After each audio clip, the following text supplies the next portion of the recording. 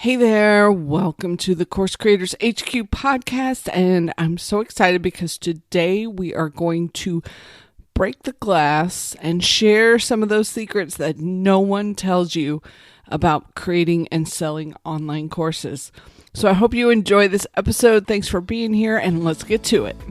Welcome to the Course Creators HQ podcast, helping you navigate the latest techniques for creating and marketing online courses.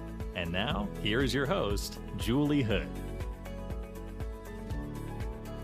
Hey, so we have started the countdown to the topic and title challenge and to the next version of the 24-hour course creator. So I'm hoping you can join us for one or both of those.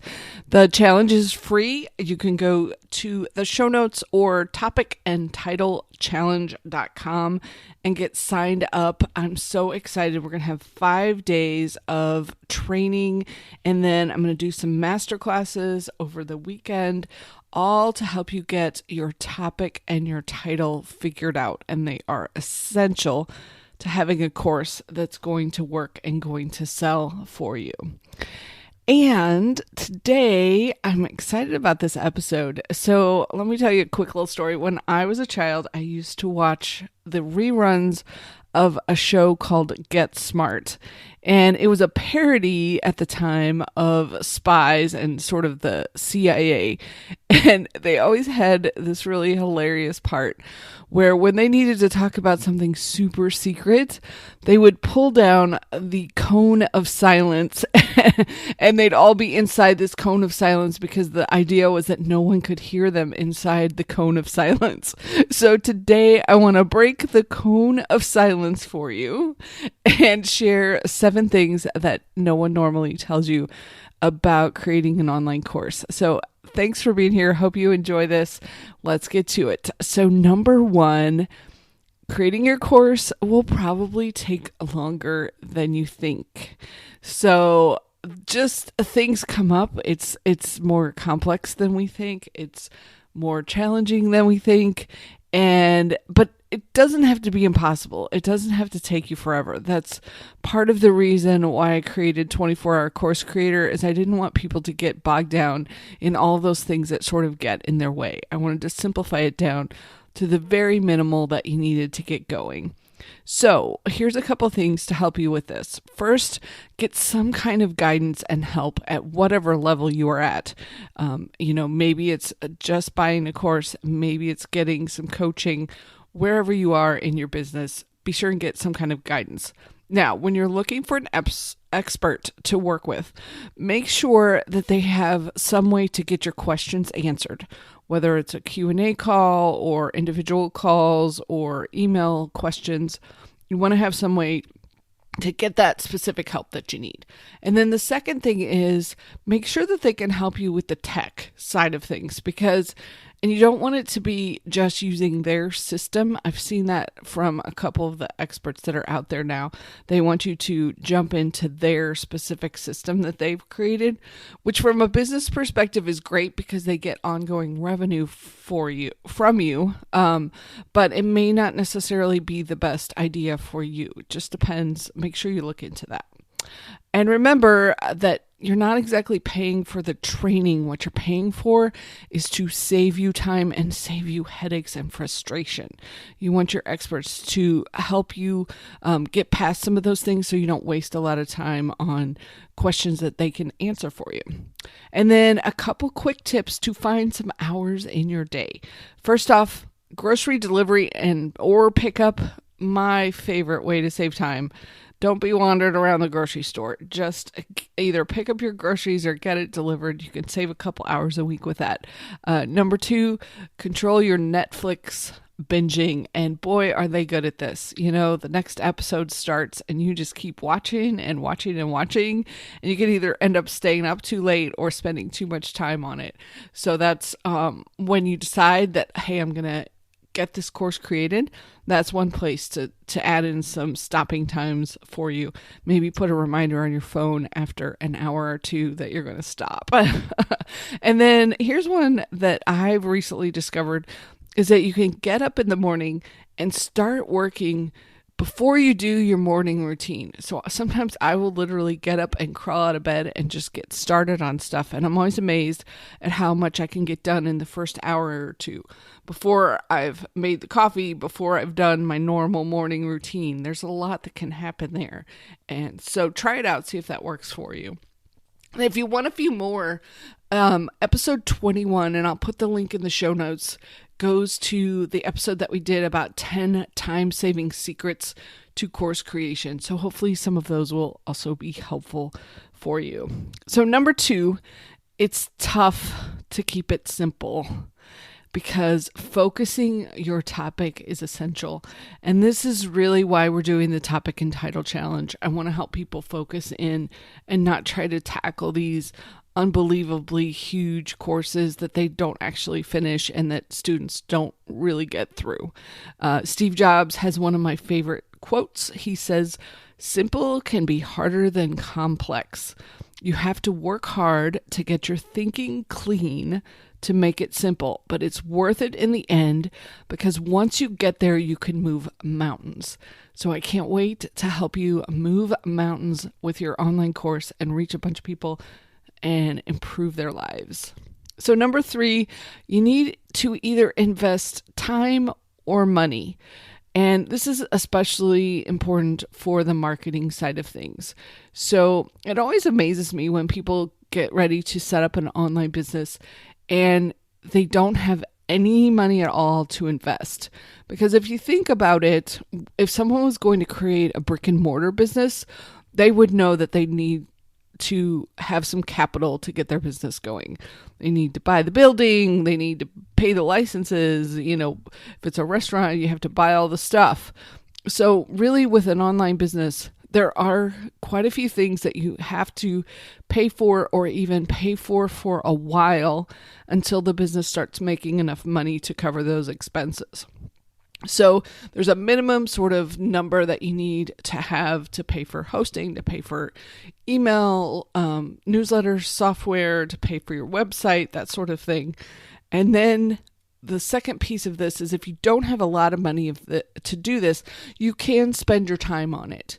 So that was when I started way back in the day. I did not have a ton of money to spend on getting out in front of my audience. So I did a lot of legwork by myself. I did a lot of manual connecting with websites and working with them directly. And it can be done. It just may take a little bit longer, but that's okay because you've got the time. So that's number 3.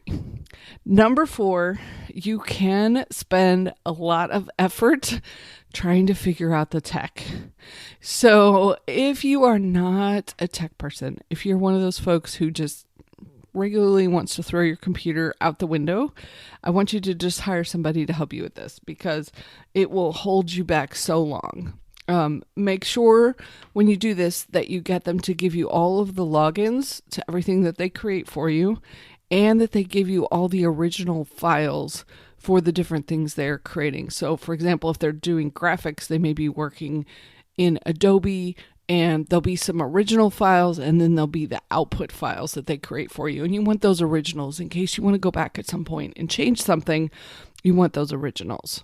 So also, just if you have not had a chance to check out the free training that I have on where to host your course, I will link to that in the show notes too at coursecreatorshq.com/44.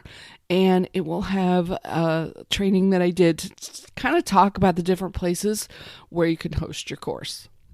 Okay, number 5, little things can make a big difference when you're putting your course together.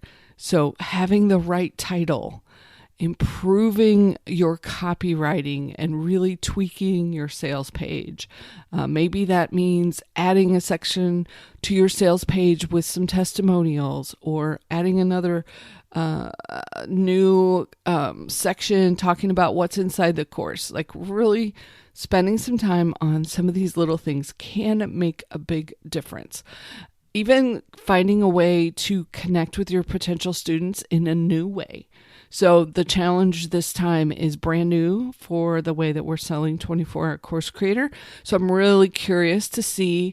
I think it's going to be fun to actually get to talk to people ahead of time before we do the actual course, to actually work with them during the challenge. So I'll let you know how that goes on the back end of the launch. And then I want you to keep trying things. So even if a certain thing doesn't work, let's figure out how we can tweak it and come up with a new approach, something new to try. That's part of the challenge, is keeping your motivation and your excitement up. Even if you're not getting the results that you want right off the bat, keep trying, keep jumping in and see what new things you could do that could actually help. And even if it's something little, it might make a big difference. And number 6, that I rarely hear anyone talking about, but I think it's essential. And this is that tracking is your friend. And by that, I mean keeping track of what's working and what's not working. Tracking numbers for your email newsletter. So watching open rates and unsubscribe rates. One of my biggest clients, we have a daily meeting to talk about the numbers and look at what's open rates, unsubscribes, what kind of sales we're getting. You really want a way to know where your leads and your clicks are coming from, or even, is something getting a lot of clicks? Is it really popular? So a couple tools that I'll share with you, and I'm actually going to do a whole episode about this later, but I'll give you a quick highlight so you can get started if you want to. If you have a WordPress site, which is what I use for a lot of my tracking, I use Pretty Links Lite, and it's a plugin. And like right now, I have 843 links of things that I am tracking to see what works, what gets clicked on, what it is that y'all like to click on and go forward with. Another tool that can help out is rebrandly.com. That's rebrandly.com. It's a paid service, but it's not too much, where you can set up your own tracking links just through their tool. And then the last tool I want to mention is leadpagesonline.com, which is what I use to track my conversion rates on my landing pages. So I can watch and see how well different pages are doing. I can tweak it and then see the new rates and see if it works better. So it's a really easy tool to be able to do some different testing and tracking. So tracking is definitely your friend when you're trying to figure out what's working and what's not. And then number 7 of the things that I wanted to share with you today is that the rewards from seeing your first sale and your first students succeed are like no other anywhere. That feeling you get when you know that you have helped someone with what you know, that you've helped them get through a problem, get to a new solution, it's just an amazing reward. And on top of that, if there's that boost, if you can start earning money from it, even better. So while you're helping people, it's just really fantastic. And I wanted to end with that because that's why we're doing all this. You know, we really want to, I truly believe this, guys, when course creators spread their knowledge and share what they know with the world, we make the world a better place. People have better businesses, people have better family lives, they have better personal lives. Whatever it is you can help them with, that's your gift that you were given. And I'm so grateful for you for sharing it with the world and doing all this hard stuff to make it happen. So thanks for listening. I hope there were a few ideas in here that maybe you hadn't heard before that you can implement and take forward with your course business. If you enjoyed this episode, I'd appreciate it if you could leave us a 5-star review. They help us rise in the rankings, and then we're able to help more course creators. So I really, really appreciate that. Thank you for listening. Thank you for subscribing. Thank you for reviewing. And last thing I want to end with, I really hope I will see you at the 5-day challenge starting on June the 7th, 2021. It is at topicandtitlechallenge.com. We're going to have a blast connecting and helping you figure out what your topic and your title should be. So jump in with us, and I'll talk to you then on June the 7th. Otherwise, we'll catch you next week for the podcast. Thank you for listening.